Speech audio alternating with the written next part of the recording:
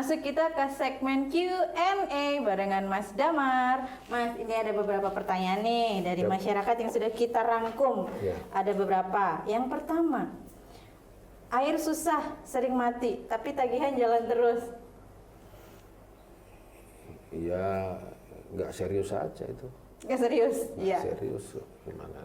Nggak serius. Minta tolong katanya, tolong dong gitu Mas, gitu. Nah, ini saya suruh jawab solusinya gimana? Mungkin apa ya, kenapa sih kok bisa, apa nanti yang mungkin bisa dilakukan yang kaitannya dengan program Mas Damar besok? Sebenarnya gitu. rahasia juga, tapi rahasia. tak bocor kan. Gini loh, setiap masalah itu harusnya diidentifikasi dulu. Gitu, diinventarisasi dulu masalah itu. Bukan cuma hal yang lain aja. Masalahnya apa toh kok sekarang air susah, air mati-mati dan sebagainya. Oh, masalahnya debit airnya kurang. Mengapa kurang? Oh, memang sumbernya di sana semakin berkurang lah sumbernya.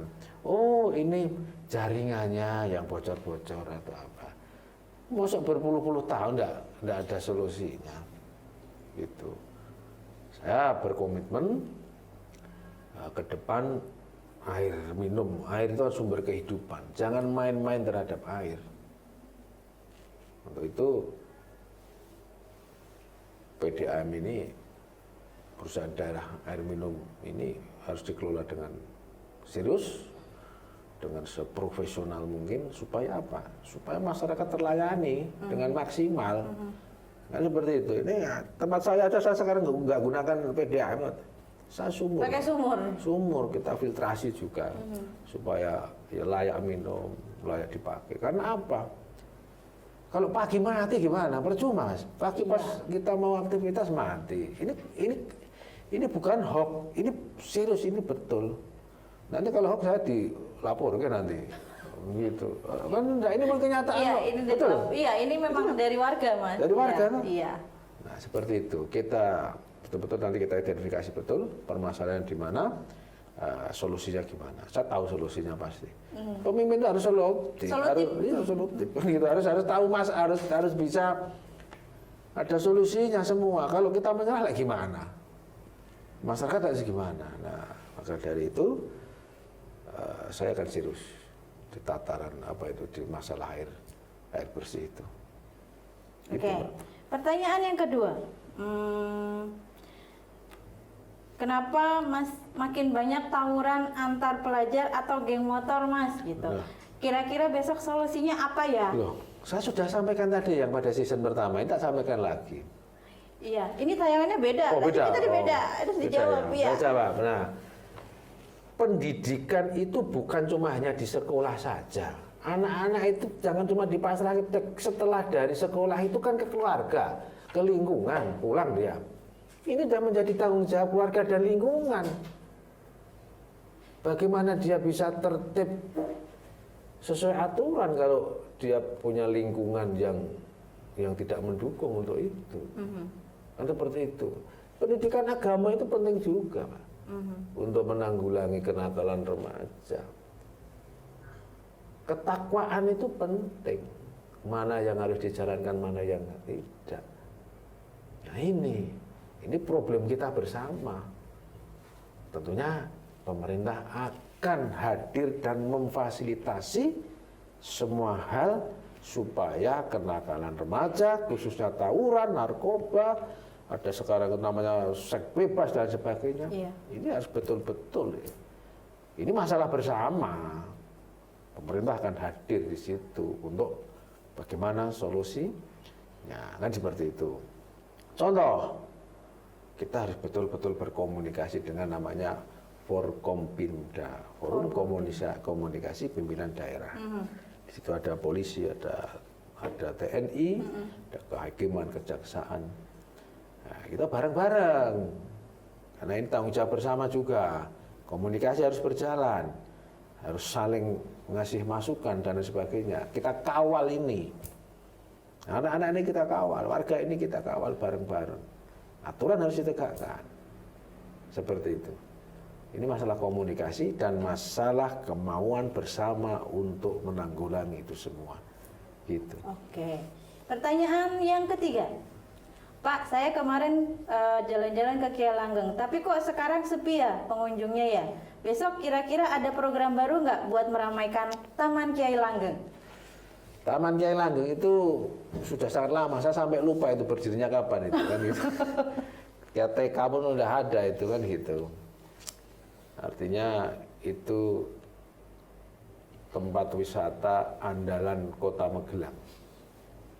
Pertama itu justru kalau saya bilang, dulu ramenya luar biasa. Kiai Langgeng punya cerita, Kiai Langgeng punya sejarah. Cerita dan sejarah itu bagaimana ke depan supaya bisa menghidupi, supaya bisa memberikan manfaat dan kesejahteraan untuk masyarakat Kota Magelang. Saya mempunyai program untuk Kiai Langgeng itu mungkin kita revitalisasi dulu. Apa itu revitalisasi? Sekarang itu sejaman setiap hari sudah berganti, Pak. Tahun demi tahun itu sudah terus tempat-tempat tujuan wisata rekreasi itu iya, sudah menjamur sudah sekarang. menjamur dan bagus-bagus. Kalau kita nggak mengikuti itu, kita tidak punya inovasi untuk bedani atau inovasi untuk yang di sana nggak ada, yang ada cuma di kota kita. Iya, ikonik ya. Yang ikonik ya nggak bisa, selesai lah. Kan gitu. Maka dari itu yang saya sampaikan tadi, kita inventarisasi dulu apa permasalahannya, kita identifikasi dulu apa permasalahannya. Setelah itu baru kita cari solusi. Kiai Langgeng itu menjadi tujuan yang betul-betul masyarakat luas ingin masuk ke Kiai Langgeng, ingin wisata di Kiai Langgeng. Banyak hal. Mungkin dengan event, setelah kita revitalisasi, kita nanti adakan event setiap minggu sekali atau seminggu 2 kali dan lain sebagainya. Ini bagian dari solusi untuk Kiai Langgeng tetap bisa eksis, dan tentunya promosi ini penting. Zaman sekarang promosi. Itu tanpa promosi juga tidak bisa. Promosi juga jangan nanggung-nanggung ke depan. Jadi orang itu kalau melintas di Magelang, kalau nggak Kiai Langgeng belum ke Magelang. Minimal habis jadi Borobudur ke Kiai Langgeng gitu ya. Makanya kita kan, saya pengen tujuan wisata yang ada di Kabupaten Magelang atau di sekitar Keduraya ini bisa terkoneksi dengan wisata-wisata yang ada di Kota Magelang. Kita punya Gunung Tidar. Ya. Kita punya Kiai Langgeng, kita punya Pecinan, kita punya Magelang Tembok dulu, kita punya museum-museum. Akmil ada Abdul City Jalil Tour, ya. Dan sebagainya. Iya. Bagaimana wisatawan yang pergi ke Borobudur itu bisa masuk ke Kota Magelang, bisa belanja di Kota Magelang, bisa nginep di sini, bisa ya hang out lah kalau bahasanya sekarang seperti itu. Oke. Gitu. Satu pertanyaan terakhir. Kemarin sering banget lihat Mas Damar di sosial media melaku bareng. Kira-kira besok kalau sudah jadi wali kota masih mau belusukan nggak? Pasti, saya pastikan pasti. Saya harus turun ke bawah. Itu saya pastikan. Karena tanpa kita turun nggak bisa kita kerja. Artinya permasalahan di bawah, di masyarakat itu kan kita harus tahu betul. Jangan kita cuma terima laporan-laporan saja. Iya. Udah kita turun aja lah. Kota ini tidak besar lah. Mungkin setiap hari turun juga bisa lah. Iya. Kan gitu. Nggak besar kalau lihat itu. Betul-betul kita turun di daerah-daerah ini.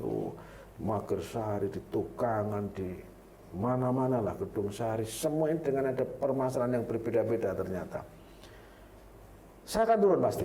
Siap. Dan akan saya memastikan seluruh program-program yang saya canangkan itu bisa terrealisasi. Catat ya. Saya turun pasti. Karena tanpa kita turun, tanpa memastikan program-program ini percuma. Itu ada waktu saya pasti jalan. Oke, ya itu tadi sesi Q&A kita barengan Mas Damar. Bungkus.